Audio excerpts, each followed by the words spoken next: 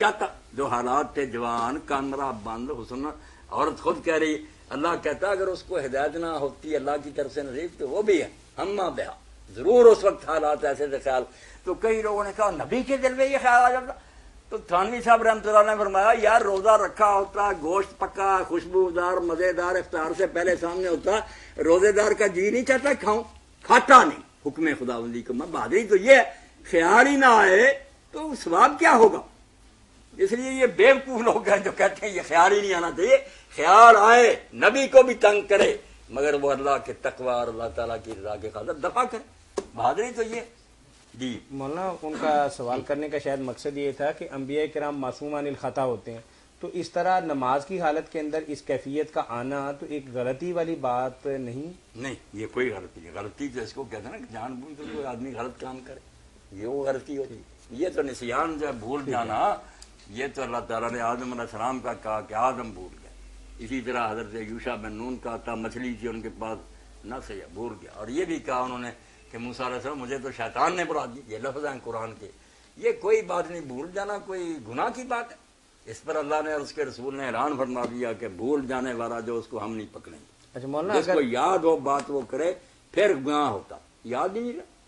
امام کو اگر واقعی کچھ دن کے بعد یاد آ جائے کہ کچھ ایسی حالت کے اندر نماز پڑھائی ہے تو اپنے مقتدیوں کو اعلان کر کے بتا سکتے ہیں؟ نہ قطعاً نہ اعلان کرے، نہ یہ دعائی دے، خود اپنی نماز دہرا. میں نے بتا دیا نا کہ خود خلفائے راشدین رضی اللہ عنہم کو ایسا پیش آیا، انہوں نے اپنی نماز پڑھی، لوگوں کو نہیں بتایا. ٹھیک ہے مولانا، ایک اور اسی طرح کا سوال ہے جس طرح کا آپ نے پہلے جواب دیا ہے. تو بھائی لکھتے ہیں کہ نبی کریم صلی اللہ علیہ وآلہ وسلم حالت نماز ہی میں عائشہ رضی اللہ تعالی عنہا کو چھوتے اور بی بی اپنی ٹانگیں سکیڑ لیتی جب تہجد کی نماز کے اندر حجرے میں ادا کرتے، اور سجدے کے بعد پھر بی بی اپنی ٹانگیں پھیلا لیتی. اور یہاں سوال یہ ہے کہ نبی کریم صلی اللہ علیہ وسلم نماز کے اندر اپنی بیوی کو ہاتھ لگاتے اور بار بار ایسا کرتے تو کیا اس سے نماز خراب نہیں ہو جاتی؟ اب لوگ ایک بات تو خود ہی غلط رنگ میں پیش کرتے ہیں، بگاڑ کر اس کا نقشہ خراب کر دیتے ہیں اور پھر سوال کرنا شروع. وہاں کہاں لکھا کہ اماں ایسا جان بوجھ کے یہ کرتی تھی، یا حضور نے یہ شغل بنا رکھا تھا؟ اب نہ وہاں چراغ تھے، اندھیرا، تنگ کمرے. تہجد کی نماز میں رسول اللہ جتنی دیر پڑتی تھی اس طرح تو میں 20 مرتبہ ٹانگیں پھیلا دیتا آگے. سورہ بقرہ ٹھہر ٹھہر کر اللہ کی تعریف آ رہی تو حمد و ثنا ہو رہی ہے، جنت کے تذکرے آ رہے ہیں، مانگ رہے ہیں، دوزخ کا ذکر، آیت آیت پر ٹھہرتے. پھر سورہ آل عمران 7-8 سپارے ایک رکعت میں. اما ایسا بیچاری سوئی ہوئی بے ہوشی کی حالت میں اگر اس کی کے پاؤں پھیل جاتے تھے آگے تو کہا اس میں کیا نقصان ہوگا. نہ پھیلاتی تھی جان بوجھ کے، نہ کوئی. تنگ حجرا، حضور کا قیام لمبا، نیند کی بے ہوشی میں کبھی پاؤں سامنے ہو جاتا تو حضور نے چھونا کیا تھا، کچھ شرط کی بات تھی.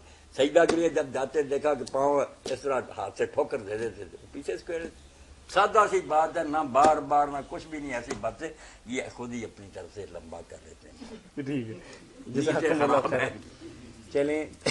تنگ حجرے، اللہ کے رسول علیہ السلام ایسے حجروں میں رہتے تھے کہ ٹانگیں بھی آدمی سیدھی نہیں کر سکتا. ایک روایت کے متعلق سوال کیا اور ساتھ ہی سوال کیا کہ یہ روایت درست ہے کہ نبی کریم صلی اللہ علیہ سلام اس وسلم پر کہ جو ٹوٹے ہوئے حجرے میں رہتا، سلام اس پر کہ جو ہر وقت سچی بات کہتا. لوگ قدر نہیں کرتے کہ اللہ کے رسول کیسی سادہ زندگی گزار رہے تھے. فتنے اٹھاتے، کوئی محل تھے اور وہاں بلب لگے ہوئے تھے، بیویاں ان کمروں میں چلی جائیں. کوئی حیا کرو، ہاں کیوں ایسے سوال اٹھاتے ہو؟ مولانا کیا یہ روایت درست ہے کہ نبی کریم صلی اللہ علیہ وسلم بعض سلام اس پر کہ جس کے گھر میں چاندی تھی نہ سونا تھا، سلام اس پر کہ جس کا بوری، سلام اس پر کہ ٹوٹا بوریا جس کا بچھونا. سلام پڑھو، یہ مانا اللہ کے رسول پر درود و سلام. السلام علیکم. کیا بحثوں میں الجھے ہوئے تم لوگ؟ جی السلام علیکم. وعلیکم السلام سر، کیا حال ہے؟ جی الحمدللہ. آپ کیا فتویٰ دیتے ہیں؟ آپ سوال کریں گے تو پھر ہم فتویٰ دیں گے نا.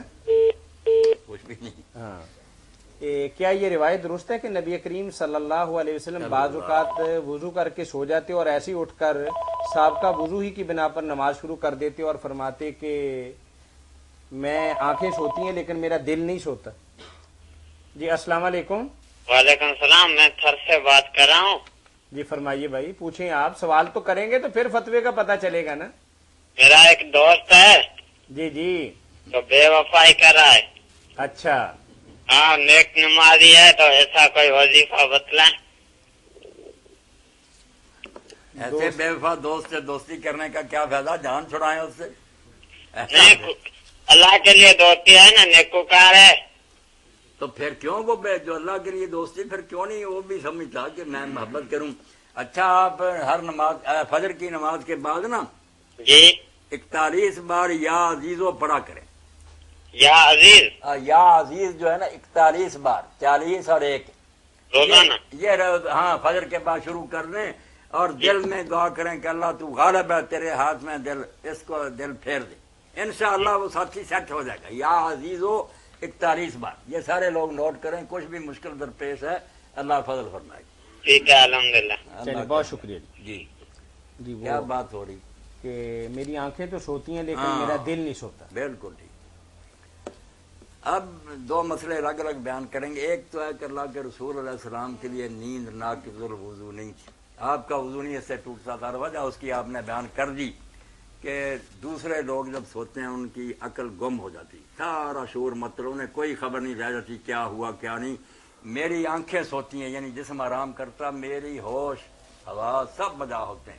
اسی لیے دین میں یہ مسئلہ طے ہے کہ اللہ کا نبی خواب دیکھے تو روئ الانبیاء وحی، وہ خواب نہیں عام لوگوں کی طرح وحی. آپ دیکھتے ہیں کہ ابراہیم علیہ السلام کو کوئی جاگتے حکم نہیں آیا تھا کہ بیٹے کو ذبح کر، خواب دیکھا تھا.